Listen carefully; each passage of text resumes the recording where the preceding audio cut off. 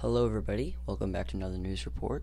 William here, and before we start I'd like to say this is going to be less of a news-based video and more of an overview/review of sorts.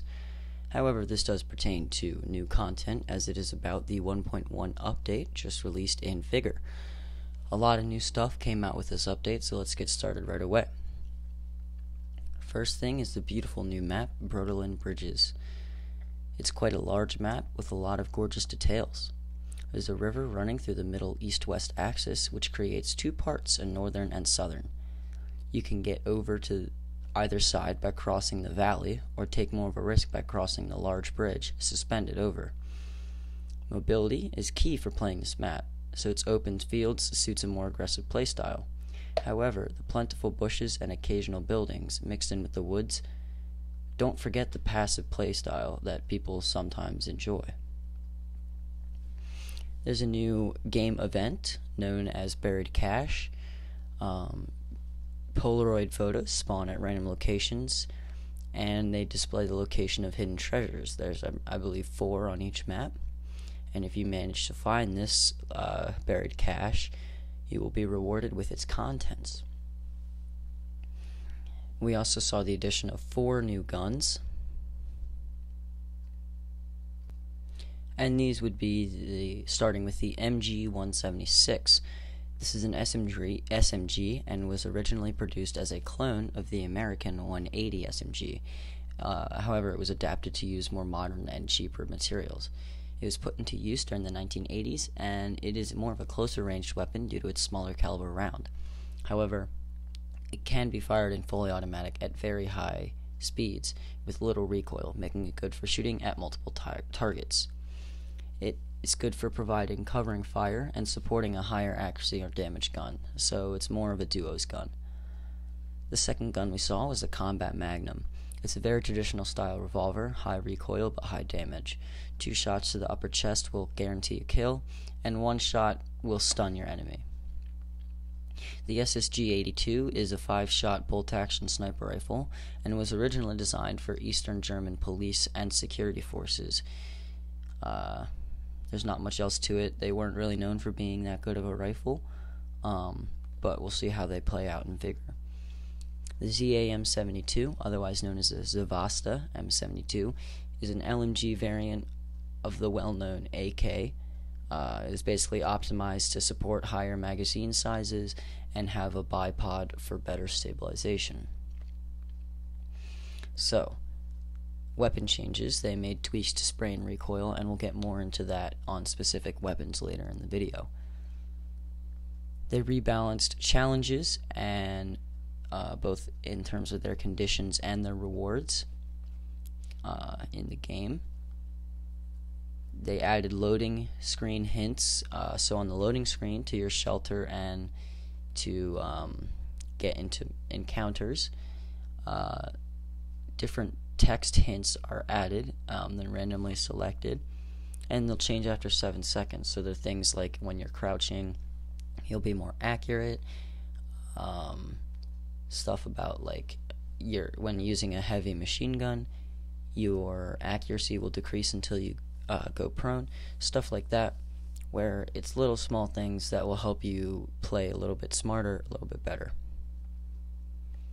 So another big thing that they changed is threat and team killer distinction. So they added a new icon that refers to team killer. It's a blue head with a bullet next to it. They improved the visuals of the threat icon, and killing your teammate no longer marks you as a threat at all, but it marks you as a team killer. So once you're a team killer, you can no longer become a threat. But if you're a threat and then become a team killer, you'll still keep your threat status. And team kills no longer count towards kill progression in challenges, so basically that just means huge rip to the knife challenge, but I'm sure some people will still be able to get it. And now the threat and team killer statuses are available to see in spectator mode. So they changed a lot of stuff with the shooting range. They added challenges for the new weapons of 1.1, and they fixed a glitch that allowed the same challenge to be activated multiple times. This basically enabled players to get really high scores And it's a good fix because now the scores will be honest, and you can really see where you stand in terms of improvement and how well your accuracy is with different guns. They rebalanced a lot of the challenges and the challenge times, and they reset all of the challenge high scores. So it can be disappointing for some, but some of those people acquired high scores through the exploits. So if you did genuinely get those high scores, I congratulate you, because that can be hard to do. But they reset it because a lot of people probably had the exploited times. So they made some loot rebalances as well. And then there's a bunch of other little bug fixes and tweaks. However, the first one is not small, it is very large. And this is that they fixed unpenetrable bushes, basically allowing for someone to sit in a bush, wait, and then someone walks by, and then they shoot from the bush at the person who walks by. Now this is a little bit scummy as a tactic overall, but what made this really overpowered as a strategy was the fact that you could not shoot back through the bushes because they were essentially like a solid wall. Many people I know will be glad that this bug is fixed, because it's been a huge problem in the community for quite a while. They also fixed incorrect rotations while prone and sprinting, so there may have been a bug where rotating was a bit finicky. And they fixed some interaction icons on doors and objects to make it a little bit more easier to use. They fixed some shooting sounds and muzzle flashes, and they also fixed the rat trap where the assets were invisible in the shelter. So they fixed that so you can now see it. Now you can see insurance markers correctly displayed on all relevant items, so there's no confusion with that. And they now insure food, so if you go out and collect food in the Outlands, you can bring that back if you pay for insurance. And so some things that they tweaked with the firearms: they tweaked the sway reduction across the board. They lowered the .22 ammo damage. They tweaked the combat magnum by increasing the recoil, spread sequence, and cooldown time. And they tweaked the combat magnum, Makarov, and Luger to reduce the recoil. That was a bit confusing to me. I don't understand how they increased and reduced the recoil of the combat magnum, because it's both new, but it's also just seems like it's canceling each other unless I'm missing something. So if someone understands that better than I do, let us know down in the comments below. They re-enabled knife ADSing, aim down sights, is what that stands for, in case you didn't know. They tweaked the AUR semi-fire recoil and spread cooldown. And then for the G3, A74K, VZ58P, and the PAMD86, they tweaked the spread recoil, or the spread cooldown, the spread area, and the spread sequence. For the M1 carbine, they adjusted the recoil sequence. For the Suomi, they nerfed it. I don't know what that means in terms of ammo size, damage, recoil, sway. I don't know what that means, but it says they nerfed it. I'm assuming they didn't do it in all aspects. And then they also tweaked the semi-fire recoil for the Scorpion and the PM rack. And then they increased the spread on the GAL. I don't know what that as gun is, but if someone knows what that is, let us know. They tweaked loot containers content to be a bit more balanced, and it says leap of faith now possible. So I personally don't know what that is or how to do it, but what I'm guessing is you could fall and take no damage even if you fell from a really high place, if you're lucky. So, quick disclaimer, please do not try this at home ever unless you're sure and aware of the possible consequences. And don't take my word for it, because I don't know if that's correct. I don't know if anyone's experienced a leap of faith or what that means, or has talked to anyone who knows what that means. But That's just my guess. Um, they fixed the gesture wheel so that's a little bit more intuitive and it makes a little more sense to read. And they edited icons for heavy machine guns and so that you can see easier if you're carrying a heavy machine gun or if it's just a normal machine gun. Alright, so now we're going to go over to an interview with Destructor. First of all, though, I do want to apologize for the inorganization with the interviews of the previous video. Timing did not work out the way that I had wanted it to, which made both of the interviews lose a bit of their respective effects. However, I do have a new person here today, known as Destructor_AE from our VSL Discord, so we're going to go over to that interview. Alright, so what's going on? We have Destructor here. How you doing? Yeah, I'm doing pretty good. What about you? I'm doing pretty good as well. Thanks for joining me for this interview about the new update that we have in Vigor. No worries. Yeah, so I guess we'll start right away with just overall, how do you like the update so far? You've had a little time to play with it, play around with some of the features. What do you think? Yeah, I think it's a really good update that's just come out. With new map coming out, absolutely amazing. Giving definitely a different feel for the game. Like especially we've been playing maybe the maps that are currently on the rotation for quite a while, so it's quite a fresh feeling. I mean, you would get that with any map, but it's definitely good scenery and all that. The gunplay seems to be very much improved with sway and recoil and all that being sort of reduced or balanced across most of the weapons. So yeah, we can have a little bit more enjoyable time, and of course the impenetrable bushes have been gone, so a lot more people are a little bit more happy now. So less saltiness on Reddit is always a plus. Yeah. So yeah, that's overall feeling for the update at the moment. All right. So have you found any of the new guns? And even if you haven't, what do you think of them? So answer the first one. I currently haven't technically found any of the new guns we've had. I've picked up a couple, but subsequently died in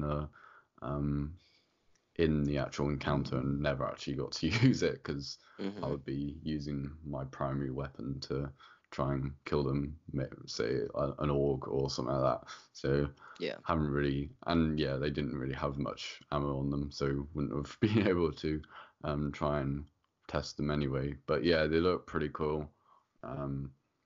We'll have to see what it feels like on the balancing side of things the next couple of weeks.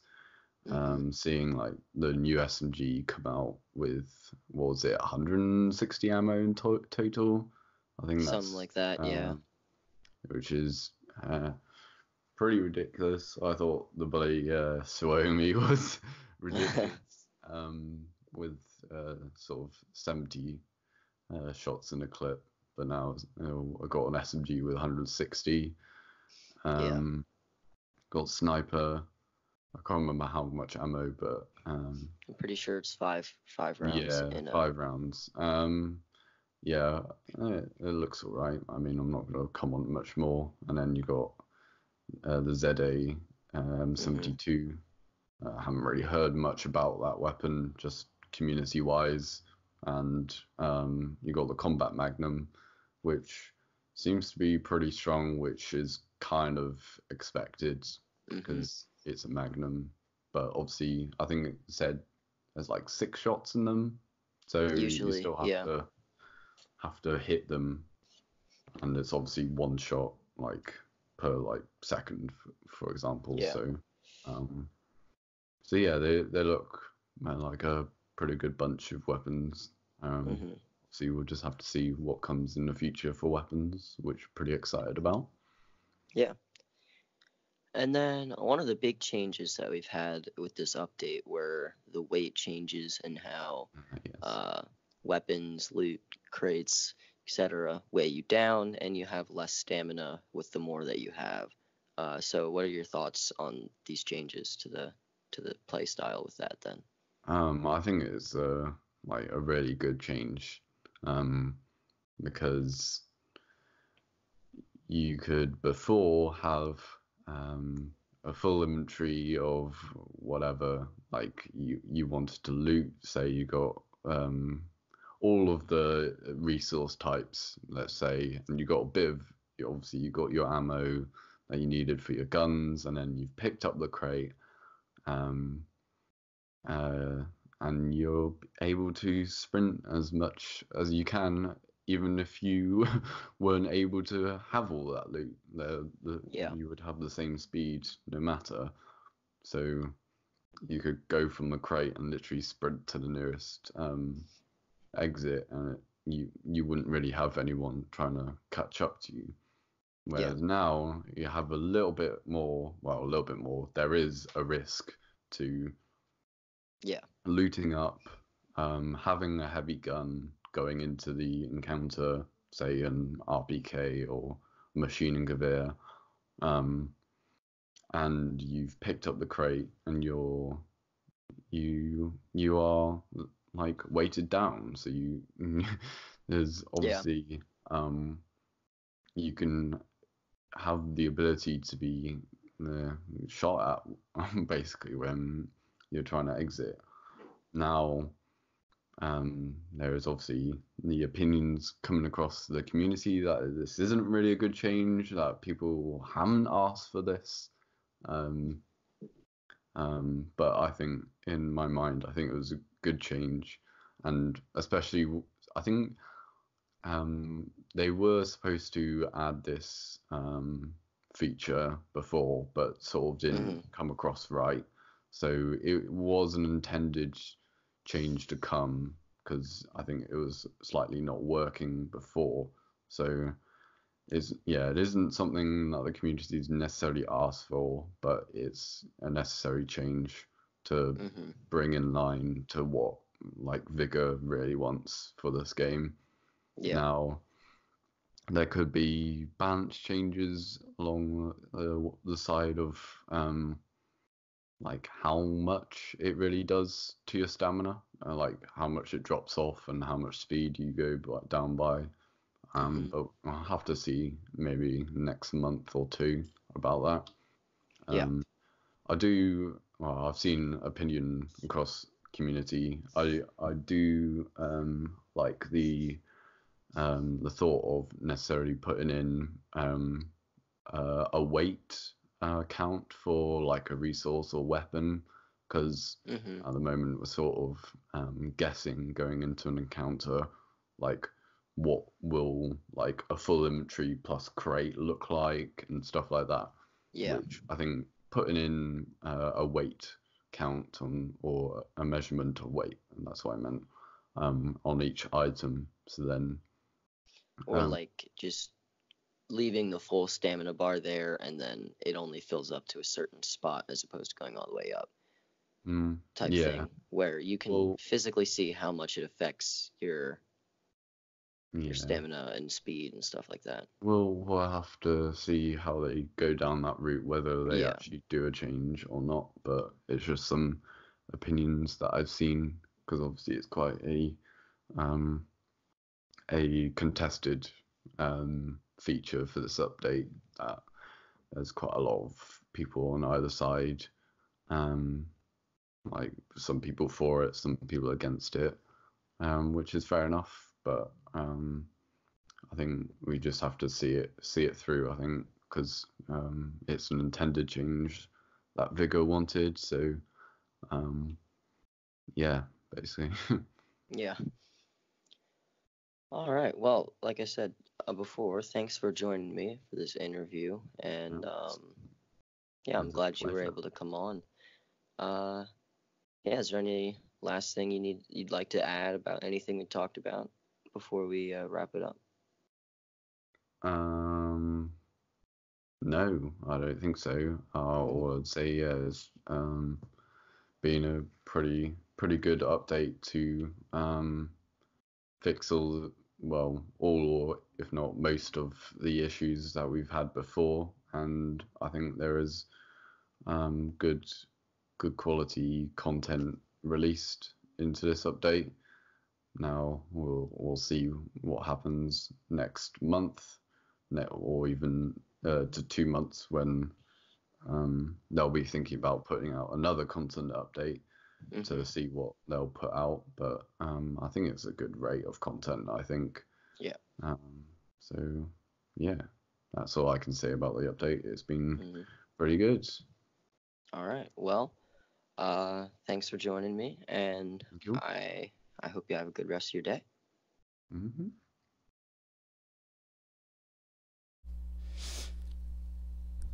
Alright everyone, thanks for watching this video. If you enjoyed, maybe consider leaving a like on the video. And if you wish to see more, subscribe to Christopher Beast on YouTube.